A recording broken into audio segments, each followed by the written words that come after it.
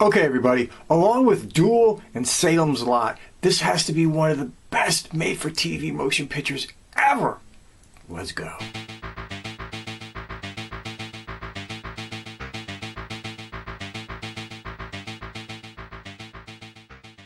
Okay, everybody, today we're taking a look back at 1972's Gargoyles. Oh, I love this thing. It's cheesy, it's goofy, it's campy, it's utterly fucking ridiculous, and that makes it perfect. And before we go any further, as always, once and again, to the trailer. The devil was once the most favored of the host of angels serving the Lord. But pride welled in his breast. He thought it unseemly for him to serve. The devil and his band of followers, who likewise suffered the sin of pride, were defeated in battle by the Lord and his host, and were banished to the outermost depths of hell, never to know the presence of the Lord or look on heaven again. Smarting with his wounds, but all the more swollen with pride, the devil cried out from the depths, "It is better to rule in hell than serve in heaven."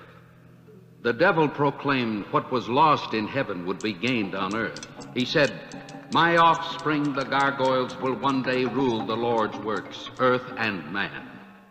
And so it came to pass that while man ruled on earth, the gargoyles waited, lurking, hidden from the light. Reborn every 600 years in man's reckoning of time, the gargoyles joined battle against man to gain dominion over the earth. In each coming, the gargoyles were nearly destroyed by men who flourished in greater numbers. Now it has been so many hundreds of years that it seems the ancient statues and paintings of gargoyles are just products of man's imagination.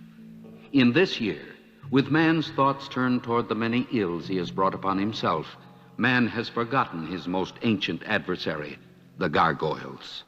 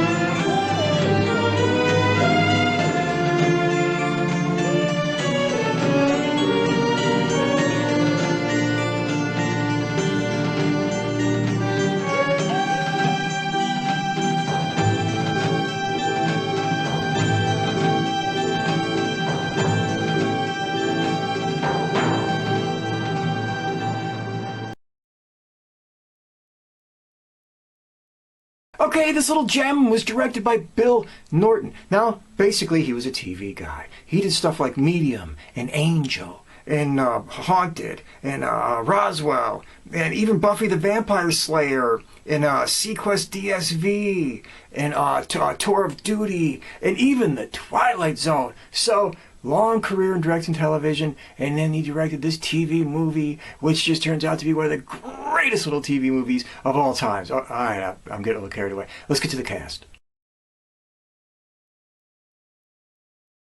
Okay, playing Dr. Boley was Cornel Wilde.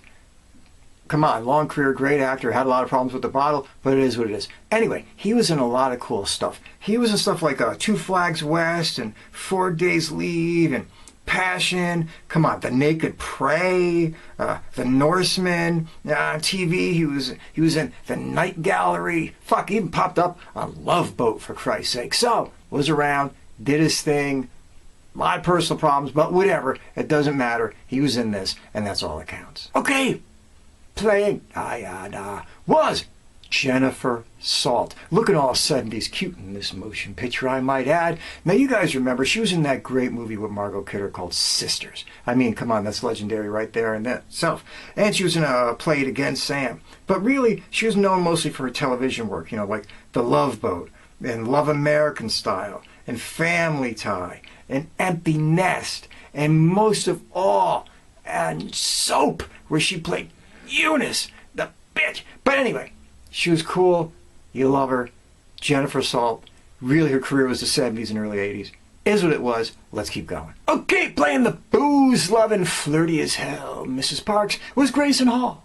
Now, long career and a lot of that kind of shit flick movie that we all love. She was in stuff like Satan in High Heels and Night of the Iguana and That Darn Cat and House of the Dark Shadows. And she was on TV, you know, like Kojak and Man from U.N.C.L.E. and One Life to Live and all that kind of shit. So long career, cool career, did what she did, all that matters. She's in this, and she plays a drunken, motel run-in bimbo quite effectively. Okay, playing the Gargoyle, the lead Gargoyle, the head of the Gargoyles, was Bernie Casey.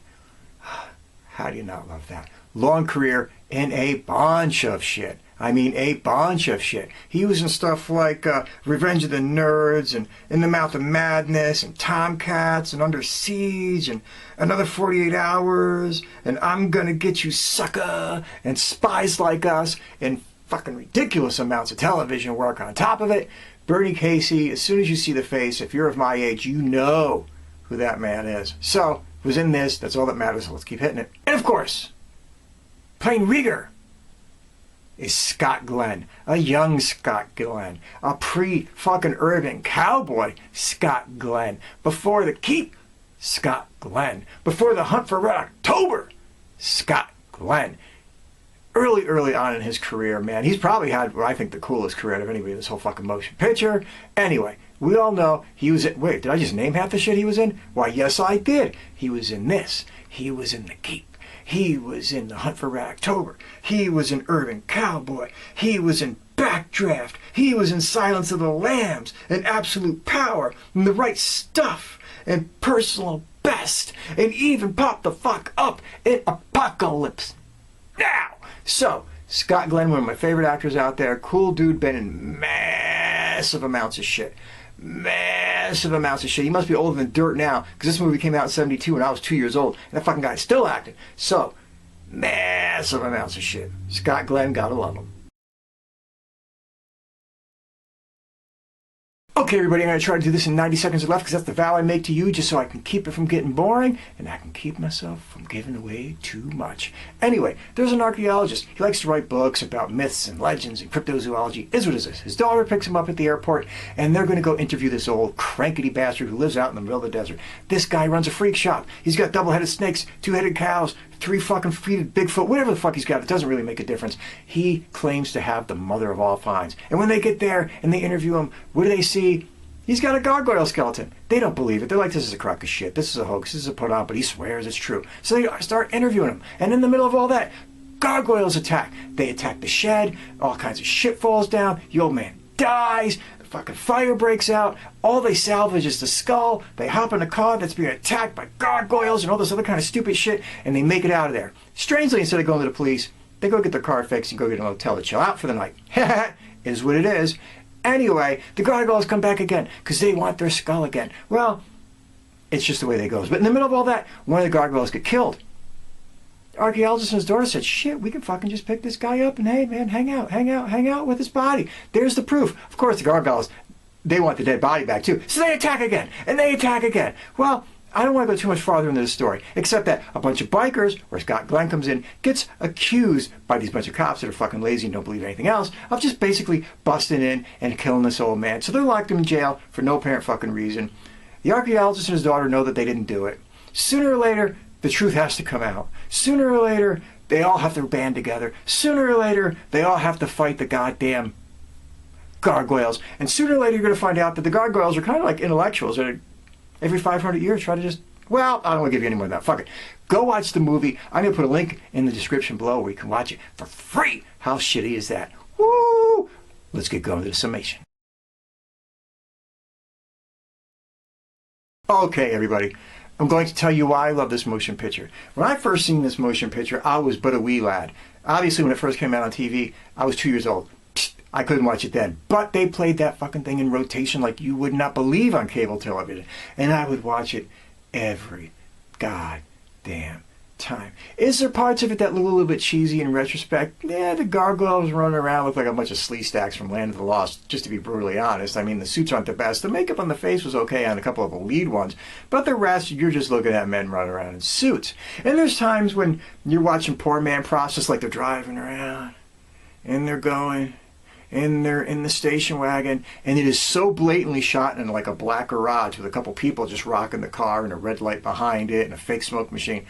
Yes, it is what it is. But on top of that, though, there are also beautiful shots of the desert and beautiful things shot outdoors. And it just has this look and this vibe of a classic 70s cheesy horror monster movie. If I didn't tell you that this thing was made for TV, you would never know. Okay, there's no bad language, there's no titties, and there's no gore. But other than that, you still would not know. It fit in perfectly with the canon fodder of the day. You could have watched that shit at any drive-in or any fucking goofy movie house right after Bogey Creek or Track of the Moon Beast or any other kind of shit, and you would have never known it would have fit in perfectly. The characters are all cool. You know, I mean, okay, Cornel Wilde looked like he might have been, a little bit fucking just phoning it in at times. But other than that, Jennifer Salt did a good job. Scott Glenn was cool as shit in it. Everybody was cool. You know, Richard Mall actually popped up as one of the Gargoyles. Remember that dude from Night Court? Whatever. Sidetrack. The movie is fun, pure, silly escapism. It's just a horror movie with gargoyles being blasted down by cops and bikers with shotguns, and they're overturning cars, and they're attacking left and right.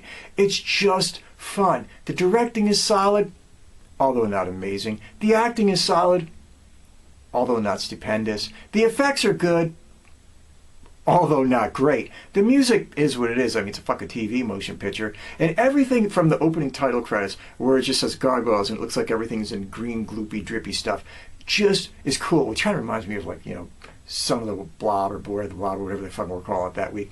It's just one of those motion pictures you're going to enjoy and you're going to love. It's so simplistic. It's so goofy. And it's so campy and classic. It should have been made in the 50s, really. It was just a 50s horror movie being made for TV in the 70s. As again, I said earlier, I'm going to leave the link below. You can watch it for free on YouTube in its entirety. It's not cut up, fucked up, or they didn't do anything weird to it. It is as it was. It's a cool little flick, a great 1 hour and 14 minutes, because it's got a short runtime, of your time to enjoy, to have fun, to sit back with. You can watch it with your kids if you got them. You can watch them with somebody who's like too wimpy for the really crazy, scary shit. It's just a good little ride for a short period of time. Get out there and watch Gargoyles.